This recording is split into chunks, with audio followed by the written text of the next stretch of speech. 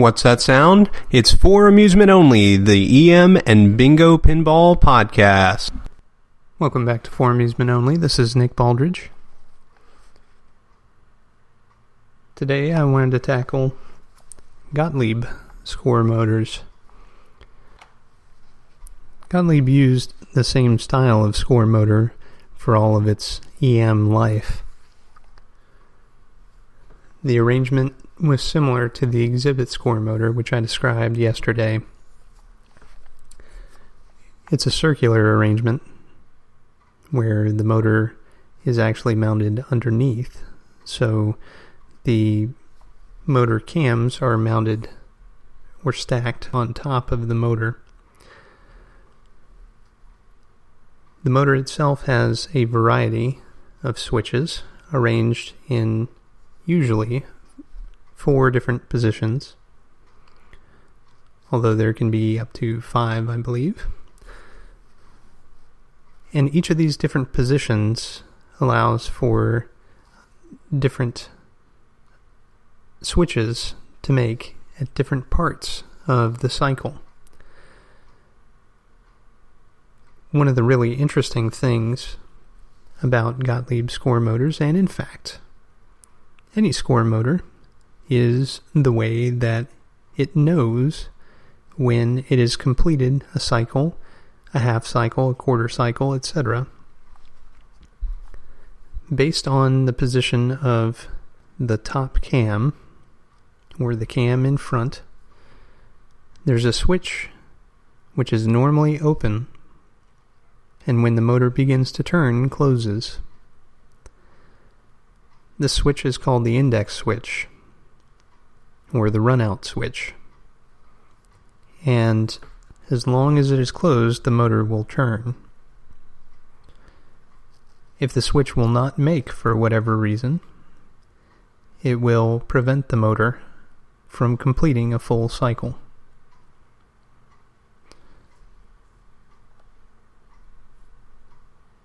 Gottlieb motors are no exception to this, of course, as I mentioned.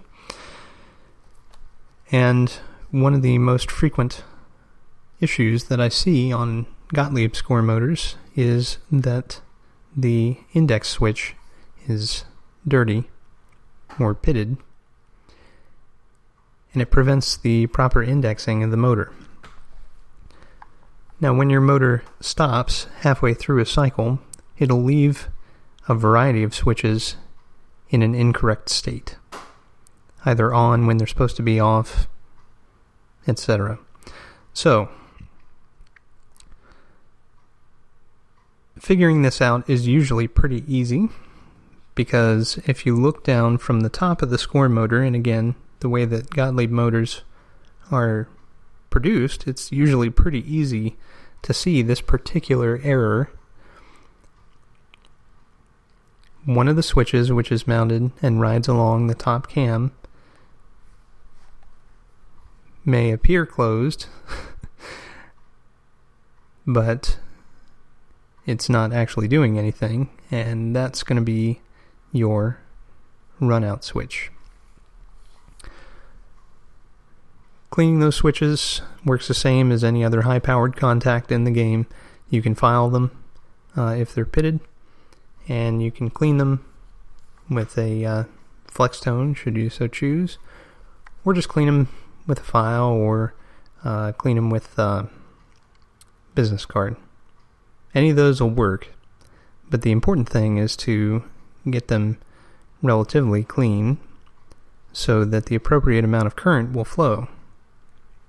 As I mentioned yesterday, the motor is only going to turn when the machine has to think about something. So during coin-up, for example, the motor has to turn in order to tell the various relays to fire off that control reset. Now, the switches which govern that on the motor are only active when the coin process is going on, or the credit process. The Gottlieb motors require lubrication periodically, and they have a wicking point in the center. Now you put a bit of oil in there, the wick absorbs it, and runs it to the motor where it needs it. Again, I try to avoid buying games that have bound motors because you're in for a bit of trouble. But there is an exception to every rule, and I'll be going into that very soon. So,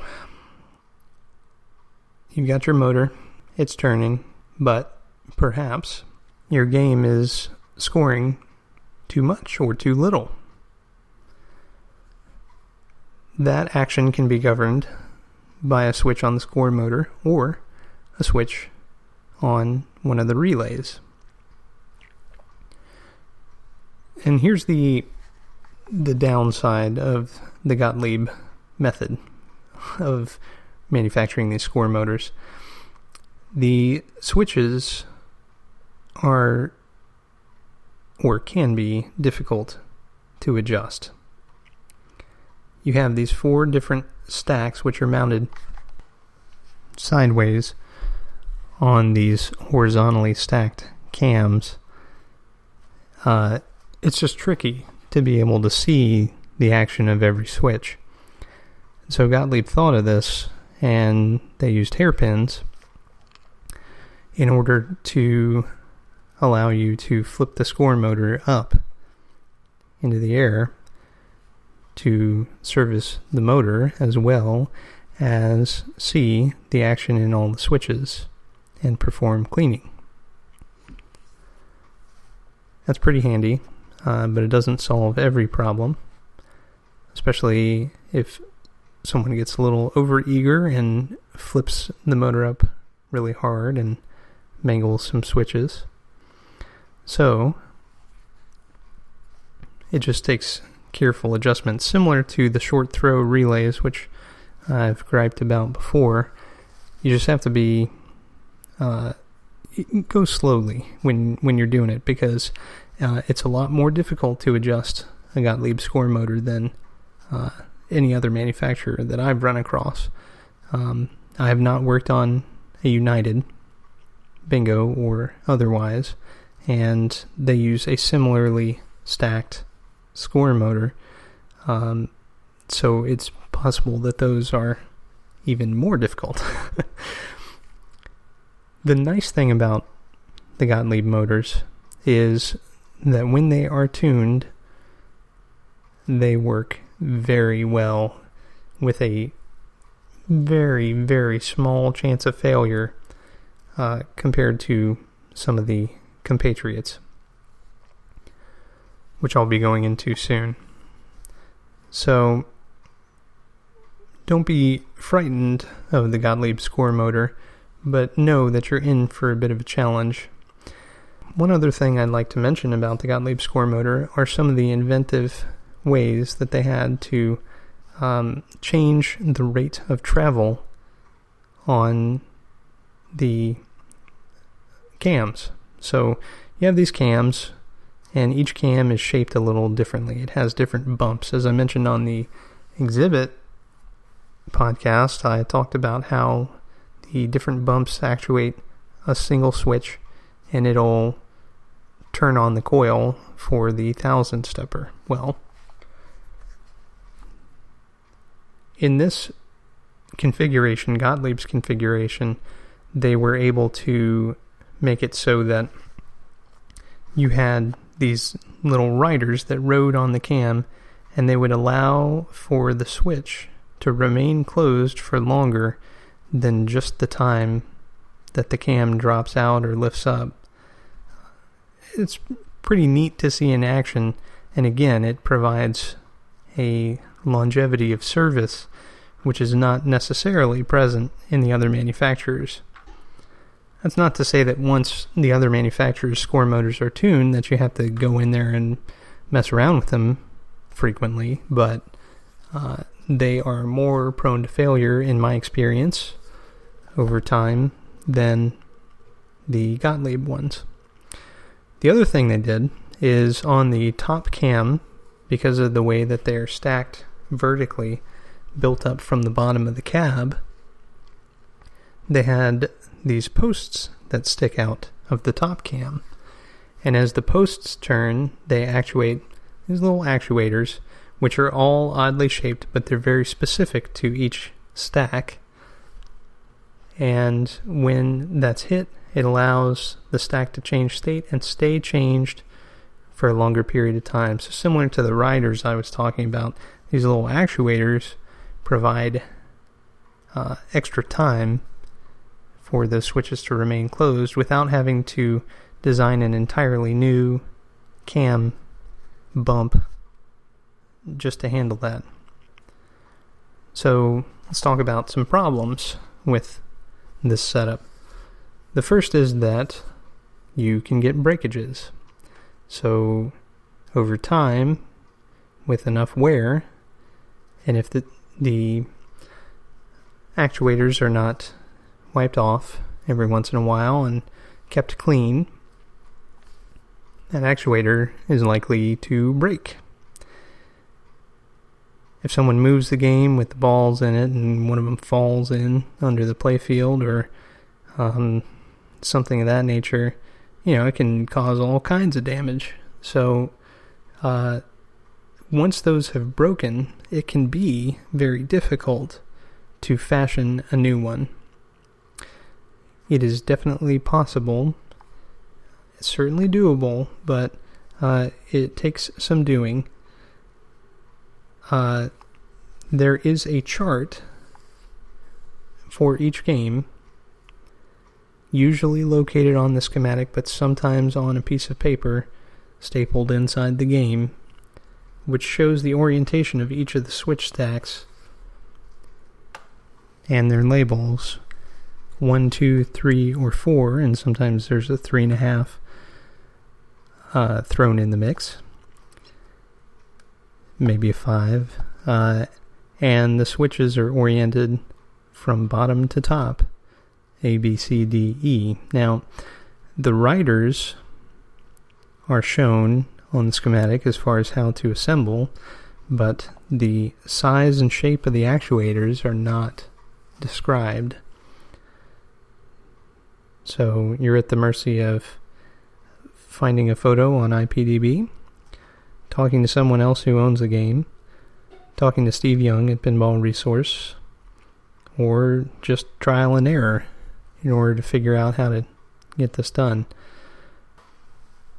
Again, it happens. However, none of the home games which I've ever serviced, once they're in the home and finished their transport, have ever been damaged once they're there. I'm certain that it is possible for one of those actuators to fly away, but I've never seen it. But I have not repaired, thousands of games or anything. So, I don't know. But what I do know is that something breaks them. And that does happen. Well, despite all that negativity, I do have to say that Gottlieb score motors are my favorite. And again, it's for the maintenance-free sort of aspect to them. They're pretty nice creatures, and they operate smoothly. The cam stacks that they use, because they are different than, say, a Williams or a Bally, there's just less to go wrong. There's fewer parts. So, despite the couple of downsides, I feel like they are the superior motor.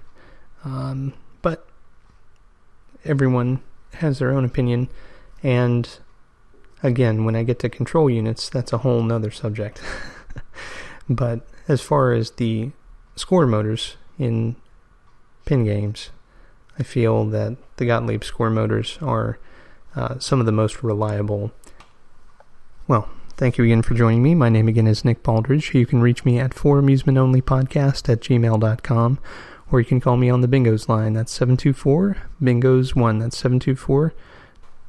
724-246-4671. You can listen to us on iTunes, Stitcher, Pocket Casts, via RSS, on Facebook, on Twitter at Bingo Podcast. You can follow me on Instagram at nbaldridge, or you can listen to us on our website, which is foramusementonly.libsyn.com. Thank you very much for listening, and I'll talk to you next time.